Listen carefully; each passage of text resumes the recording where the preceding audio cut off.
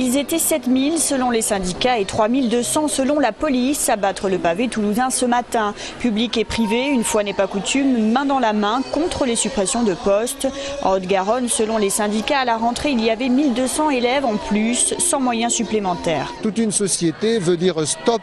Stop aux suppressions de postes, stop d'une certaine manière à cette espèce de dogme intangible qui semble guider nos gouvernants, le non-remplacement d'un fonctionnaire sur deux partant à la retraite. Parce que les établissements publics sont pleins à craquer, ils ont du mal à accepter tous les enfants, du coup nous effectivement on a plus de demandes et c'est vrai que nous on a le choix, on peut refuser des élèves mais on ne le fait pas, donc on se retrouve aussi avec des classes de 30 en 6e, 32 élèves, ce qui est énorme pour des classes de cet âge-là.